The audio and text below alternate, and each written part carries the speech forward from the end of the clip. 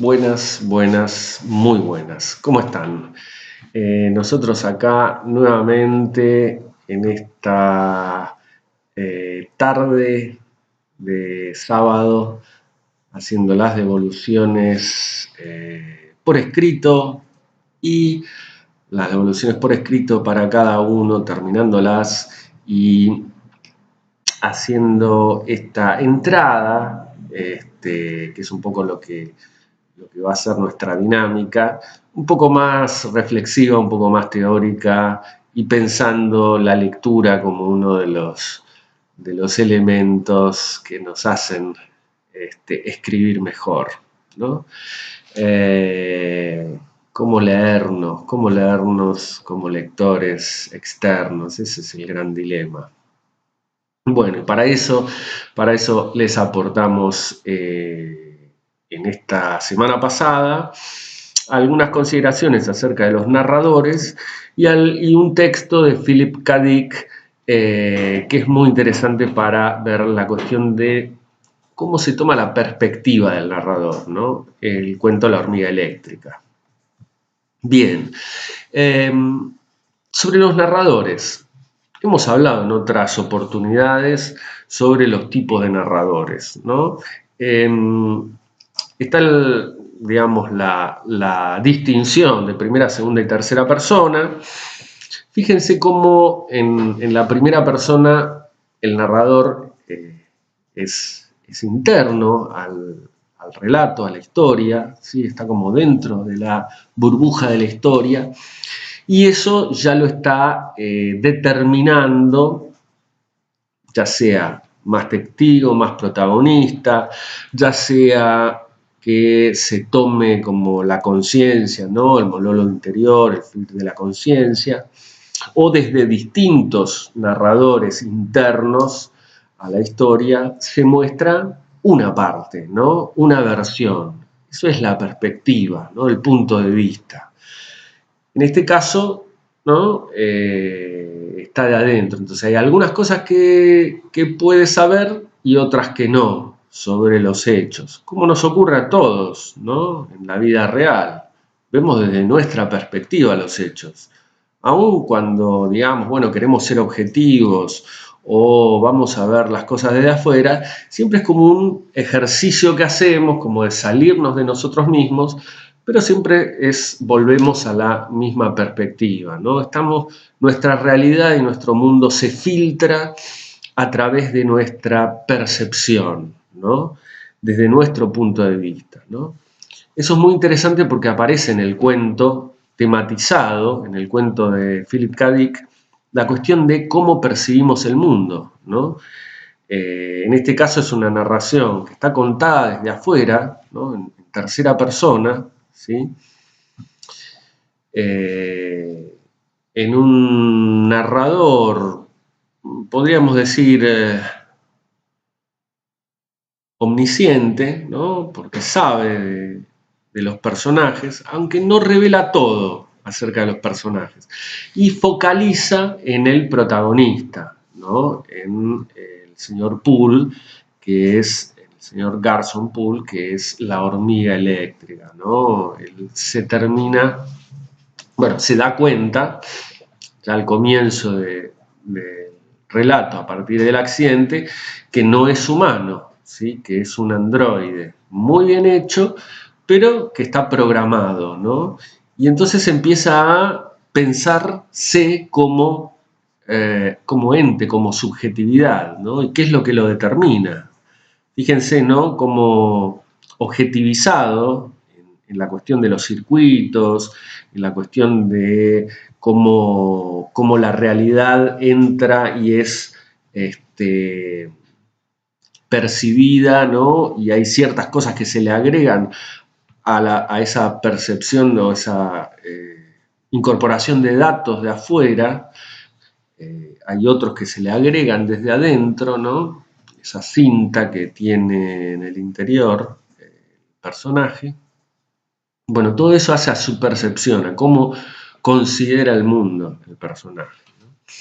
Y esto está narrado focalizando en esa sensación tan angustiante de cambio al enterarse de que, bueno, no es humano, ¿no? Como para también utilizar un par de ejemplos de los textos que ustedes escribieron, ¿no? Nosotros hablamos en los comentarios del narrador del texto más largo de Paula, ¿no? Despojado.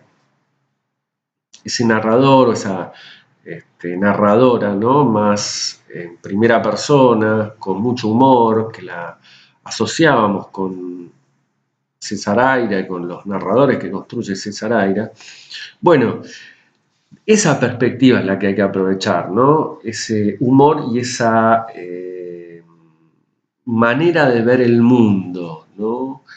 Que por momentos parece muy seria, pero a la vez hay como una ironía misma incluida en esa seriedad, ¿no? Ese narrador protagonista permite filtrar hechos que por ahí son triviales, ¿no? Cotidianos, pero vistos desde ese punto de vista toman otro cariz, toman otro valor, ¿no? Para el lector, ¿no? Justamente a través del estilo, del tono de voz, ¿no? De la emocionalidad que se le pone a esos hechos, ¿no? Filtrados por esa percepción, ¿no? Otro caso de narrador externo, ¿no? Narrador en tercera persona, que en general son los que más predominan, o tercera o primera. Ya vimos que el caso del narrador en segunda persona es más bien poco frecuente. Se utiliza para producir un efecto muy determinado, muy concreto, ¿no? Que tiene casi una cercanía con el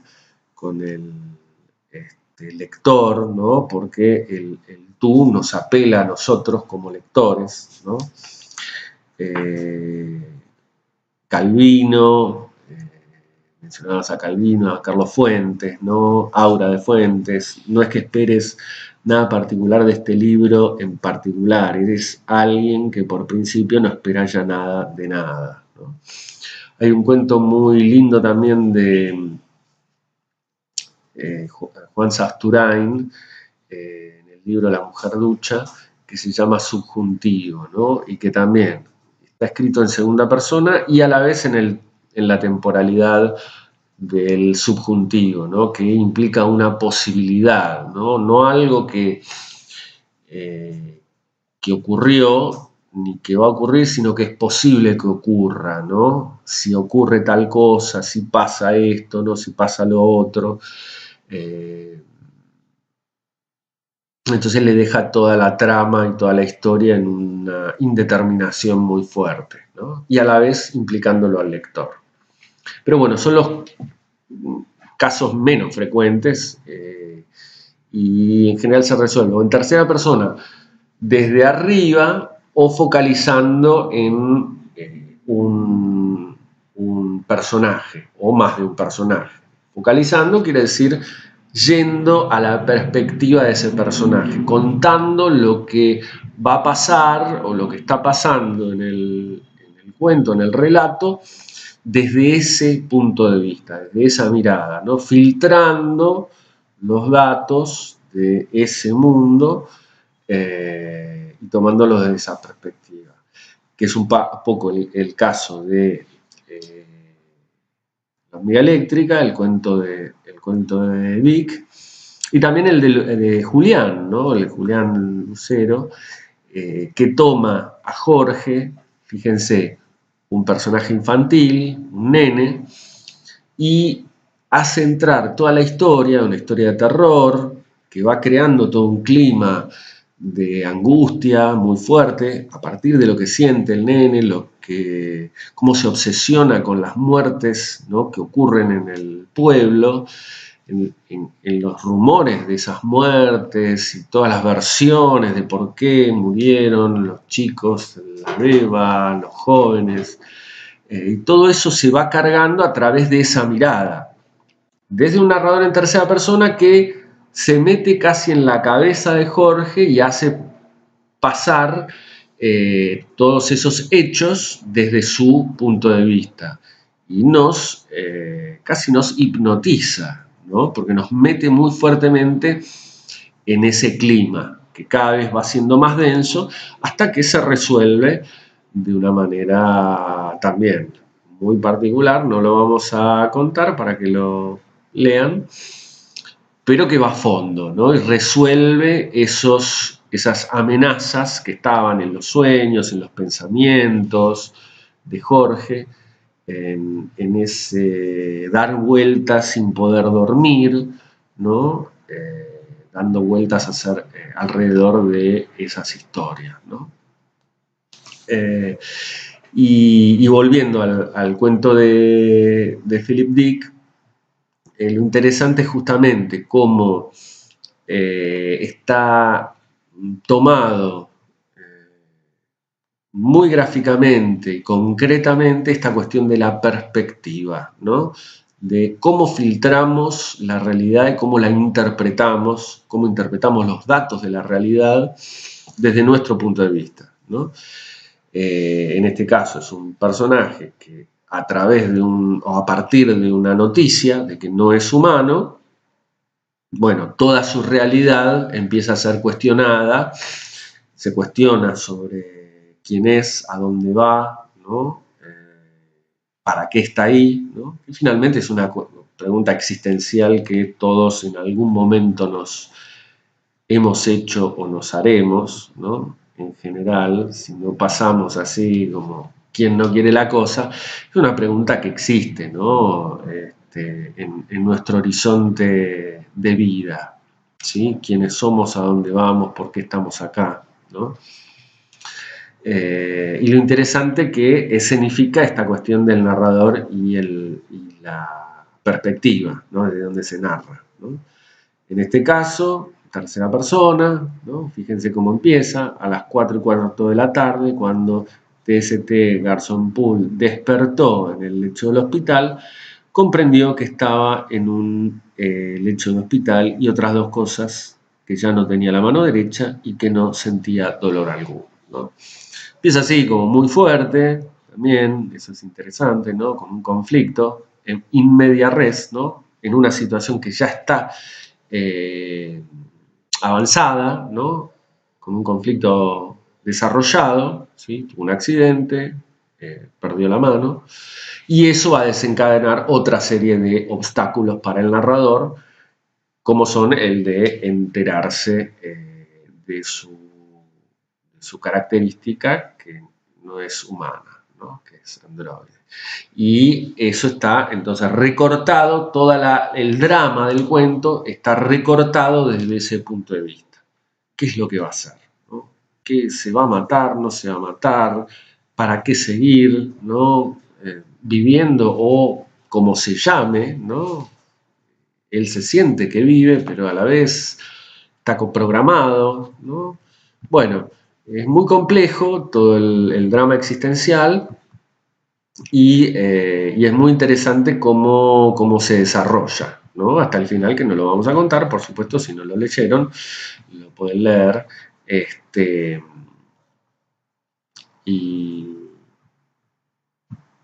Y nos da para pensar entonces, bueno, ¿cómo nos conviene contar una historia determinada? Esa sería la pregunta, ¿no?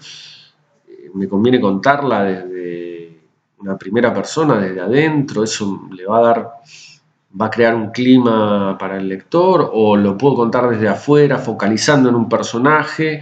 ¿O me conviene más bien contarlo como desde arriba, sin entrar en tanto detalle de qué sienten los personajes o las emociones de los personajes, sino como un poco más objetivo, y que es los mismos hechos y la dinámica de las acciones de los personajes den cuenta del clima, ¿no?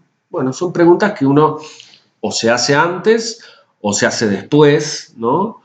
O a veces no se las hace porque el cuento salió así y se resolvió de una manera muy adecuada, ¿no? Por la perspectiva, ¿no? Pero es una pregunta para hacerse, ¿no? ¿Desde dónde estamos narrando? ¿Sí? ¿Desde qué narrador? ¿Cómo lo construimos? Porque eso va a dar el tono va a dar el sentido muchas veces a la historia, ¿no? Va a permitir que el sentido fluya hacia el lector. Bueno, semana que viene prometemos estar junto con nuestro co-coordinador que está terminando de leer vuestros textos que vamos a subir en un ratito. Así que buena semana, lean los fragmentos del solicitante descolocado de Lamborghini junto con esas reflexiones de Ezra Pound, que son muchas, muy variadas, las vamos a ir desgranando y pensando juntos la semana que viene. Hasta la próxima.